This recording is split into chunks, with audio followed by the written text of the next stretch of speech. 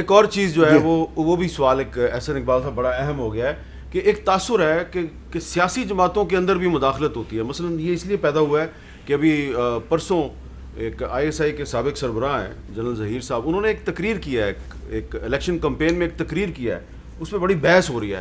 سنیں انہوں نے کیا کہا. پہلی بات تو یہ کہ میں آپ کو یہ بتانا چاہتا ہوں کہ میں کوئی سیاستدان نہیں ہوں, میں ایکچولی نیوٹرل ہوں.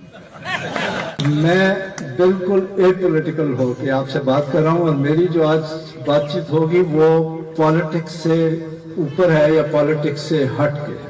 ہم نے مختلف پارٹیوں کو ٹرائی کیا اور ہم نے دیکھا کہ شاید جس رستے پہ ہمیں گامزن ہونا چاہیے اس رستے پہ ہم گامزن نہیں ہو سکے, اور ہم نے ایک تیسری فورس کو الاؤ کیا. وہ تیسری فورس ہمیں لگا کہ شاید ڈیلیور کر سکتی ہے. ہم نے یہ نہیں دیکھنا کہ کینڈیڈیٹ کون ہے, ہم نے یہ دیکھنا ہے کہ ہم نے کس سسٹم کو ووٹ دینا ہے, اور وہ سسٹم ہمیں پی ٹی آئی کے اندر نظر آتا ہے. ہماری سپورٹ ان کے ساتھ ہے. میں امید کرتا ہوں کہ پی ٹی آئی کو کامیابی ملے گی. احسن اقبال صاحب, یہ ریٹائرمنٹ کے بعد کوئی بھی جو فوجی افسر ہے وہ کسی بھی سیاسی جماعت میں جائے, اس پہ تو کسی کو کوئی اعتراض نہیں, مجھے بھی کوئی اعتراض نہیں, لیکن وہ بات اس زمانے کی کر رہے ہیں جب وہ سروس میں تھے. وہ کہہ رہے ہیں ہم نے مختلف پارٹیوں کو ٹرائی کیا, ہم نے ایک تیسری فورس کو الاؤ کیا, ہم نے اور آخر میں کہہ رہے ہیں اب آپ پی ٹی آئی کو سپورٹ کریں. اور جب آپ کی حکومت تھی اور عمران خان صاحب نے دھرنا دیا تھا تو اس وقت آپ کے ایک ساتھی تھے سینیٹر مشاہد اللہ صاحب, وہ منسٹر تھے, انہوں نے ان کے بارے میں کچھ تنقیدی بات کی تھی. تو آپ کے قائد محترم نے, وزیر اعظم نواز شریف صاحب نے مشاہد صاحب سے استعفیٰ لے لیا تھا.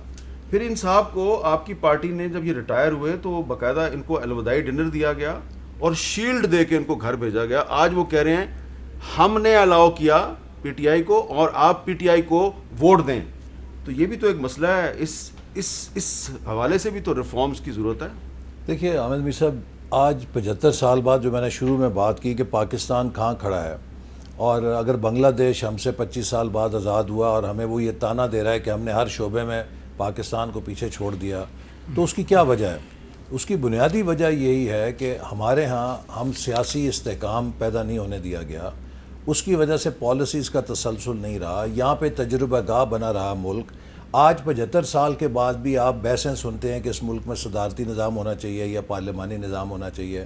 یہ اس قسم کی جو کنفیوژن پھیلائی جاتی تھی یا جو کی جاتی ہے, ان کا نتیجہ ہے کہ آج ہم یہاں کھڑے ہیں. اور اسی لیے آج اگر قومی اداروں نے یہ فیصلہ کیا ہے کہ ہم نے سیاست سے دور رہنا ہے, ہم نے نیوٹرل رہنا ہے اور ہم نے آئین کے مطابق کردار ادا کرنا ہے, یہی میرا خیال ہے مستقبل کا راستہ ہے. بالکل. اور اگر یہ ہم نے مداخلت کا عمل جیسے ماضی میں ہوا اس کے نتیجے دیکھ لیے کہ اگر ان صاحب نے الاؤ کیا تھا پی ٹی آئی کو, تو آج پھر یہ قوم کے سامنے اس تباہی کی ذمہ داری بھی قبول کریں, کہیں کہ جی میری اجازت سے پی ٹی آئی آئی تھی تو آج ملک میں جو تباہی ہے میں اس کا ذمہ دار ہوں.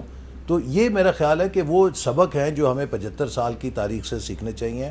اور پاکستان کو مستحکم کرنے کے لیے 5 چیزوں کی ضرورت ہے: پولیٹیکل سٹیبلٹی, پالیسیز کی کنٹینیوٹی, پرائیویٹ سیکٹر کو انیبل کیا جائے, چوتھا ہم جو اس ملک کے اندر سرمایہ کاری کرتے ہیں اس کی پروڈکٹیوٹی کو یقینی بنائیں, اور 5ویں پارٹنرشپ, قوم کو جوڑیں, private sector, civil society, academia, حکومت, میڈیا, سب مل کے کام کریں.